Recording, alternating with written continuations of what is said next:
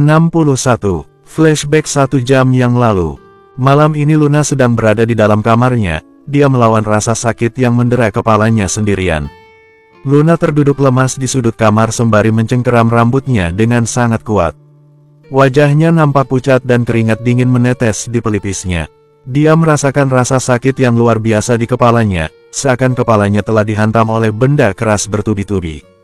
Arregegeh, arregegeh. Luna memukul-mukul kepalanya sendiri, ketika berderet-deret memori yang tak pernah dia ingat bermunculan, membuat rasa nyeri di kepalanya seakan mau pecah.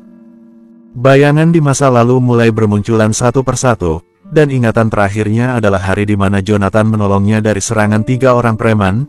Kemudian salah satu preman yang ada di sana ingin menusuk perut Jonathan dengan belati, tapi ketika Jonathan menahan tangan pria itu, dia malah menusukkan belati tersebut ke perutnya sendiri, seolah-olah Jonathan yang telah membunuhnya. "Kamu tenang saja, aku pasti akan menjadi saksi kalau kamu tidak membunuh preman itu, dan aku akan mengirim pengacara untuk membantu kamu. Mereka yang menyerang duluan, kamu pasti bisa bebas. Soal adikmu, aku yang akan menjaganya." Itulah kata-kata yang Luna ucapkan pada 5 tahun yang lalu, sangat terdengar begitu jelas di telinga Luna. Saat itu Luna berjanji akan menjadi saksi bahwa Jonathan sama sekali tidak bersalah, dan Luna akan menjaga adiknya Jonathan yang sedang dirawat di rumah sakit. Seketika jantung Luna berdetak dengan sangat cepat, tangannya berkeringat dingin, dia nampak kebingungan memperhatikan suasana kamar tempat dia berada. Luna mengerjapkan kedua bola matanya, ketika satu kenangan muncul kembali saat dia melarikan diri dari mansion ayahnya. Kemudian dia berlari ke jalan raya dan berkata di dalam hatinya, "Jo, tunggu aku. Aku pasti akan datang untuk memenuhi semua janji aku. Maafkan baru menyadari kalau kamu sangat penting di dalam hidupku. Aku sangat mencintaimu, Jonathan. Aku tidak akan membiarkan hidupmu menderita." Namun, tanpa diduga ada sebuah mobil sedan melaju dengan kecepatan tinggi menabrak dirinya. Arggh. Luna merintih kesakitan diiring dengan suara tangisannya, mengingat masa lalu yang sangat menyakitkan untuknya. Jonathan. Tangisan Luna semakin menjadi tak tertahankan. Dadanya merasakan sangat sesak mengingat kenangan tersebut. Apalagi ketika dia melihat sebuah kalender kecil yang berada di atas nakas, rupanya sudah 5 tahun berlalu, dia telah gagal untuk menepati janjinya kepada Jonathan. Seandainya Jonathan tidak menolongnya, mungkin Jonathan tidak mengalami masa-masa sulit gara-gara dirinya. Luna tidak tahu bagaimana keadaan Jonathan sekarang, apakah pria itu baik-baik saja, ataukah mungkin dia masih berada di dalam penjara. Dan dia tidak tahu bagaimana keadaan adik iparnya. Lalu ada hubungan apa antara Jonathan dengan Raphael Wilson? Jika Luna memikirkannya semakin keras, dia merasa wajah mereka memiliki kemiripan, bahkan kini dia sudah dapat mengingat suaranya Jonathan, sama persis dengan suara Raphael Wilson. Hanya penampilannya saja yang berubah. Luna tercekat, apakah mungkin Raphael Wilson adalah Jonathan? Entah apa yang Jonathan lalui selama 5 tahun ke belakang, sehingga membuat Jonathan mengubah identitasnya menjadi Raphael Wilson dan menculik Luna. Menandakan betapa besar rasa benci dan kecewanya Jonathan kepada Luna. Bersamaan dengan itu, Luna mendengar suara rentetan tembakan di luar mansion. Rupanya Matteo telah datang bersama anak buahnya Tuan Stephen menyerang mansion milik Jonathan. Dor. Semua orang yang menjaga mansion, mereka tidak tahu apakah mereka harus melawan atau menyerang Matteo, karena bagaimanapun Tuan Stephen adalah ketua klan Lucifer yang dahulu. Walaupun pada akhirnya ada sebagian dari mereka yang mencoba untuk melawan, mereka begitu setia kepada Jonathan, tapi karena Matteo dan anak buahnya menyerang secara dadakan, sehingga para penjaga mansion telah dibuat bertekuk lutut. Sementara Noah masih berada di luar mansion karena mendapatkan tugas dari Jonathan. Dan anak buah Tuan Stephen yang lainnya ditugaskan untuk menyerang Jonathan, untuk mengulur waktu agar Jonathan tidak segera sampai ke mansion. Kemudian Matteo masuk ke dalam mansion untuk mencari keberadaan Luna. Dia melihat Luna yang sedang berdiri, wajah wanita itu nampak pucat dan matanya berkaca-kaca, seakan wanita itu siap untuk ditembak oleh Matteo. Apakah Raphael Wilson adalah Jonathan? Lirihnya dengan suara bergetar sambil menatap sayu kepada Matteo yang sedang mengarahkan pistol ke arahnya, karena Matteo datang ke sana ditugaskan untuk membunuh Luna. Bersambung. 62. Jonathan merasakan firasat yang tidak enak, mengapa anak buah ayahnya berada di Indonesia dan mengapa mereka disuruh untuk menyerang Jonathan. Apakah mereka ditugaskan untuk mengulur waktu agar Jonathan tidak langsung sampai di mansionnya? Jonathan bergegas berlari dan masuk ke dalam mobilnya. Dia segera memacu mobilnya dengan kecepatan tinggi. Saat ini hatinya sangat dipenuhi dengan perasaan resah dan gelisah. Dia tidak akan pernah memaafkan dirinya sendiri jika terjadi sesuatu kepada Luna. BRRMMM, BRRMMM, BRRMMM. Setelah sampai ke mansion miliknya, Jonathan bertegun ketika melihat banyak anak buahnya yang terluka. Dia segera berlari masuk ke dalam mansion untuk mencari keberadaan Luna. Luna, Luna, Luna. Jonathan mencari keberadaan Luna di dalam mansionnya sambil memanggil nama wanita yang sampai kini masih bertahta di dalam hatinya. Betapa frustasinya dia saat ini, karena Luna sudah tidak ada di sana. Mungkin Matteo sudah membawanya pergi. Jonathan mengepalkan tangannya, mata pria itu nampak berkaca-kaca, hatinya dipenuhi dengan rasa gelisah. Khawatir jika terjadi sesuatu yang buruk kepada Luna. Jonathan segera mengecek rekaman CCTV yang berbeda di mansionnya. Rupanya Matteo sudah menghapusnya, membuat Jonathan tidak tahu apa yang terjadi kepada Luna malam ini. Jonathan sangat kecewa kepada ayahnya, mengapa ayahnya tega melakukan semua ini sampai harus memfitnah Luna telah berselingkuh dengan Arga, bahkan sekarang ayahnya telah menugaskan Matteo untuk menculik Luna. Noah yang baru saja tiba di mansion, dia sangat terkejut melihat banyak penjaga mansion yang terluka. Dia segera berlari masuk ke dalam mansion, takut terjadi sesuatu yang tidak inginkan kepada Luna ataupun Jonathan. Noah melihat Jonathan yang sedang mencoba untuk menelpon ayahnya berkali-kali, tapi sayangnya Tuan Stephen belum mengangkat juga telepon darinya. "Tuan Rafael, Anda tidak apa-apa?" tanya Noah kepada Noah. Jonathan menggelengkan kepalanya, yang menandakan bahwa dia baik-baik saja. "Ambulans sebentar lagi akan datang untuk menolong mereka yang terluka. Aku ingin kamu segera melacak di mana keberadaan ayah ataupun Matteo." Jonathan merasa curiga, apakah mungkin ayahnya kini sedang berada di Indonesia? "Baik, Tuan." Asteris. Dugaan Jonathan memang benar, rupanya Tuan Stephen saat ini sedang berada di Indonesia. Dia telah membuat sebuah markas di salah satu sudut kota Jakarta. Matteo membawa Luna untuk menghadap Tuan Stephen di markas. Sehingga malam ini Luna sedang bersama dengan Tuan Stephen, mereka duduk di sofa yang berbeda. "Jauhilah anakku, saya akan segera mengurus perceraian kalian. Turuti perintahku selagi saya masih bisa berbuat baik padamu." Tuan Stephen berkata sambil memandangi Luna dengan sorot matanya yang tajam. Walaupun Luna malam ini merasa sangat ketakutan karena Matteo sedang menodongkan pistol ke kepalanya untuk mentandatangani surat perjanjian yang dibuat oleh Tuan Stephen agar Luna menjauhi Jonathan. Tapi mungkin karena ingatan Luna telah kembali, kini kepribadiannya pun telah kembali. Bukanlah Luna yang lemah lagi, tapi dia kembali menjadi sesosok wanita yang kuat. "Bagaimana jika aku tidak ingin mentandatanganinya? Apa Tuan ingin membunuhku?" Tuan Stephen pun menjawab pertanyaan dari Luna. Sebagai seorang ayah pasti akan marah jika melihat anaknya diperlakukan seperti sampah oleh orang lain. Begitu pula dengan saya tidak akan pernah membiarkan Jonathan hidup menderita lagi. Dia pantas mendapatkan seorang wanita yang lebih baik dan lebih segalanya darimu. Tuan Stephen menambahkan perkataannya, "Apa kamu tahu, kamulah tersangka utama yang menyebabkan putraku menderita. Jika seandainya kalian dulu tidak menikah, Jonathan tidak akan pernah dijebak dengan kesalahan yang tidak pernah dia lakukan, sampai Jonathan divonis hukuman mati. Bahkan adiknya dibunuh oleh ayah dan calon suamimu. Dan mereka juga orang yang sudah menjebak Jonathan." Seketika Luna membeku ketika mendengar kenyataan yang sesungguhnya apa yang telah Jonathan dan Vanya alami setelah Luna kecelakaan. Rupanya Jonathan telah divonis hukuman mati dan Vanya dibunuh oleh ayahnya dan Arga. Kenyataannya ini sungguh menyesakkan di dada. Sampai tangannya gemetaran, matanya berkaca-kaca. Rupanya Vanya telah meninggal, dan yang lebih menyakitkan adalah ayahnya sendiri ikut terlibat atas kematian Vanya. Bahkan ayahnya juga yang telah menjebak Jonathan atas bantuan dari Arga. Setelah mengetahui kenyataan ini, apakah kamu masih memiliki kepercayaan diri untuk mempertahankan pernikahanmu bersama putraku setelah mengetahui apa yang telah ayahmu perbuat kepada putraku? Bersambung 63. Besoknya, Selena terbangun dari tidurnya. Dia merasakan kepalanya sangat pusing, mungkin karena pengaruh alkohol yang sudah dia minum.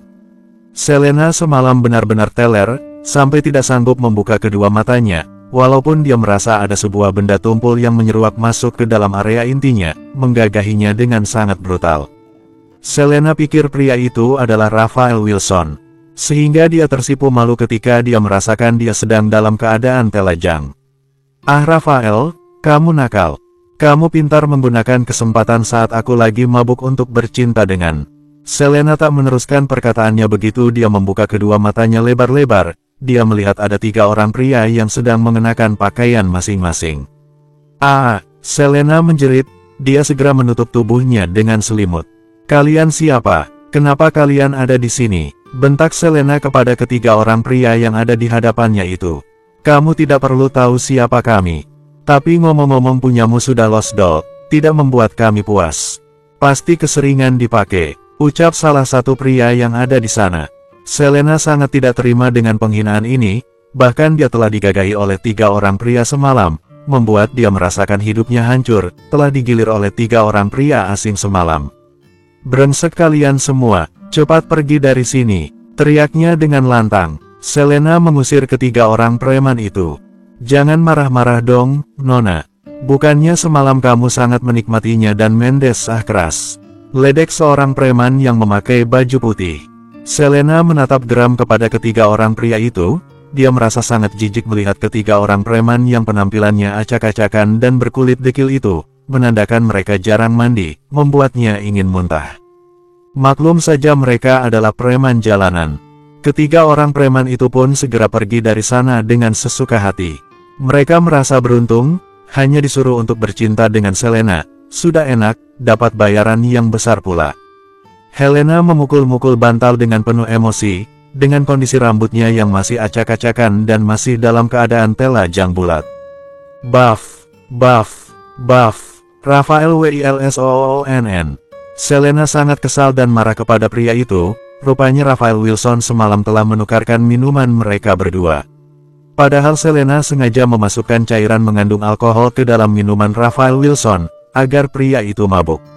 Tapi rupanya malah senjata makan tuan.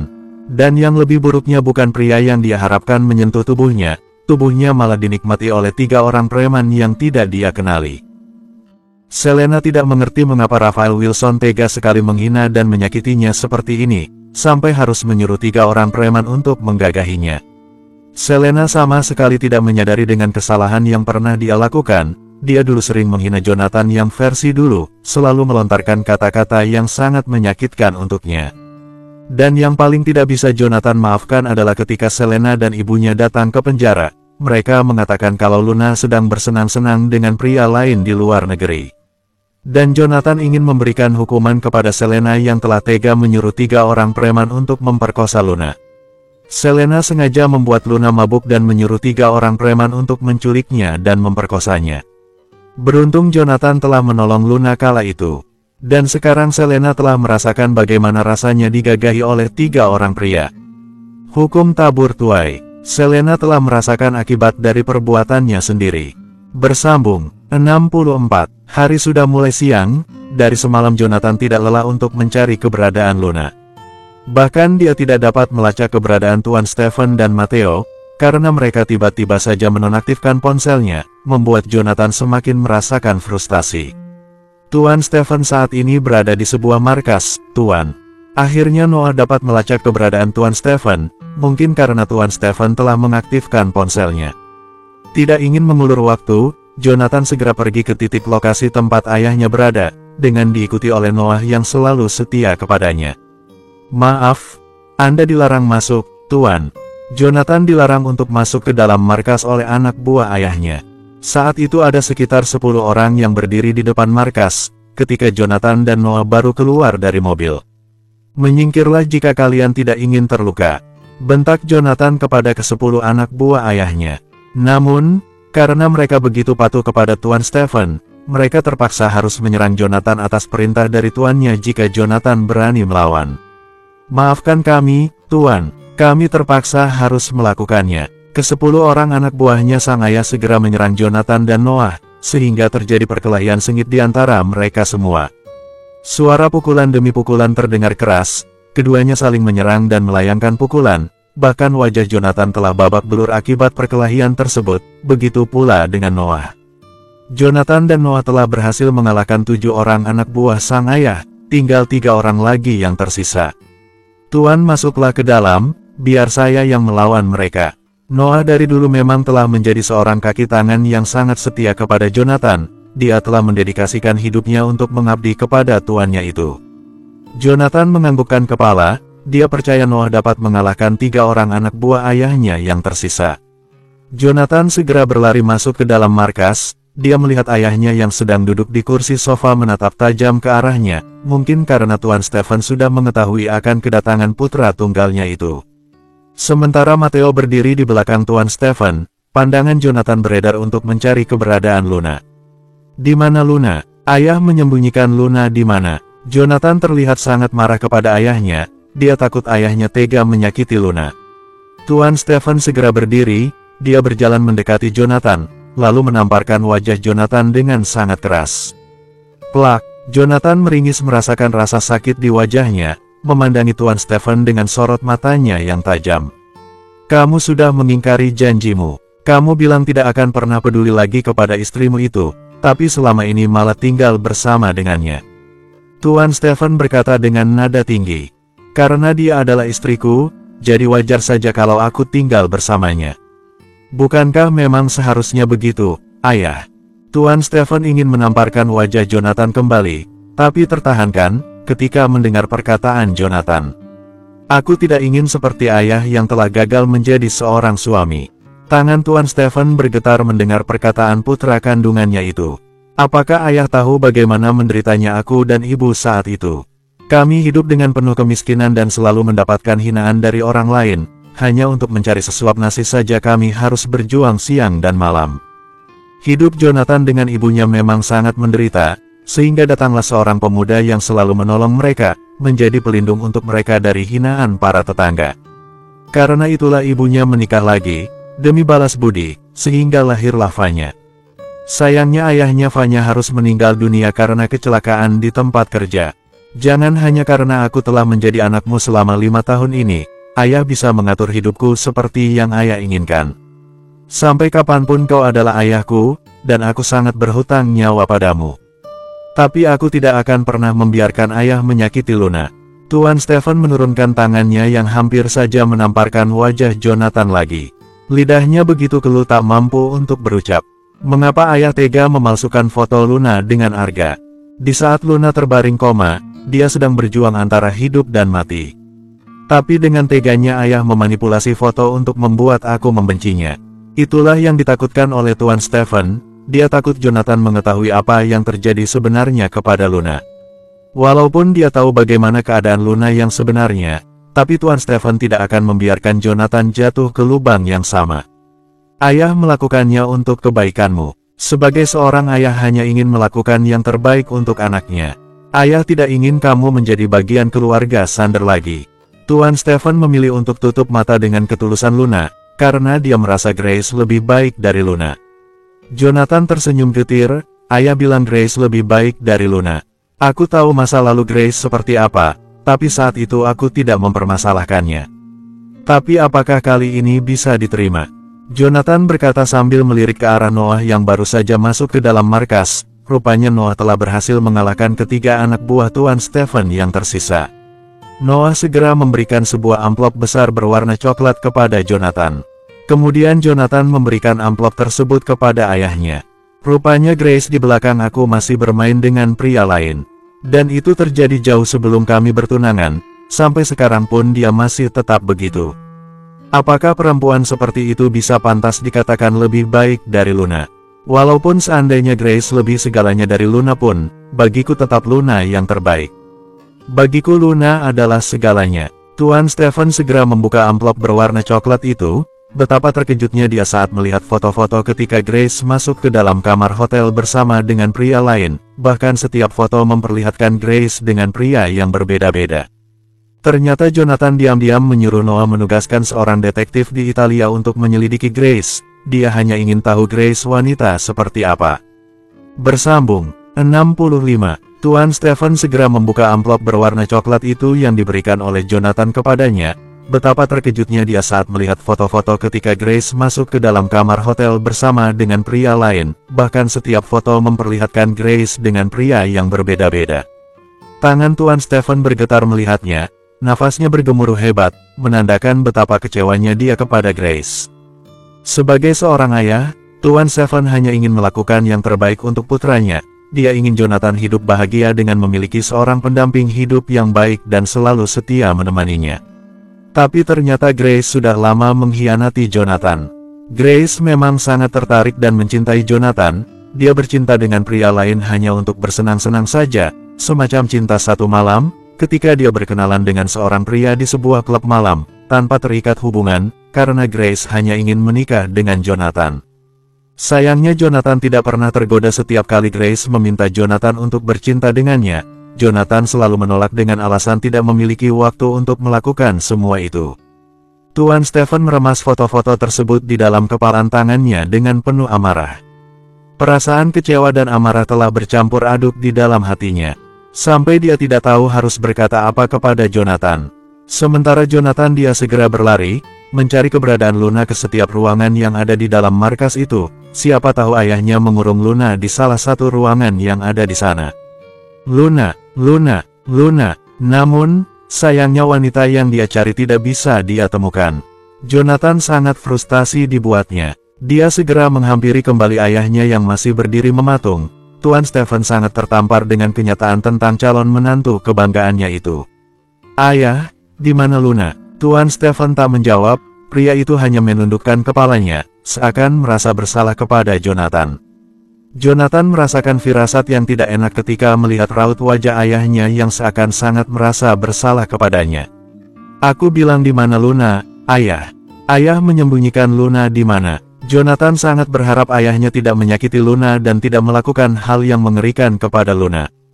Karena dia tahu bagaimana sikap ayahnya jika marah, dia akan berbuat lebih sadis dan lebih mengerikan daripada Jonathan. Tangan Tuan Stephen gemetaran, sampai foto-foto yang ada di dalam genggamannya berjatuhan ke lantai. Maafkan ayah. Bu Amel nampak gelisah, dia sangat mengkhawatirkan Selena. Sampai siang hari ini putrinya belum pulang juga, dia takut Raphael Wilson tega menyakiti putrinya. Bu Amel segera menemui suaminya yang berada di ruang kerja, terlihat Tuan Abian sedang termenung di sana. Dia teringat dengan perkataan Arga yang kemungkinan Raphael Wilson datang ke Indonesia untuk menghancurkannya dan Arga. Dan kemungkinan besar pria itu adalah Jonathan, makanya paket misterius yang berisikan potongan kepala Dr. Nino bertuliskan untuk mertuaku. Apakah mungkin Raphael Wilson adalah Jonathan? Tanya Bu Amel kepada suaminya dengan suara bergetar.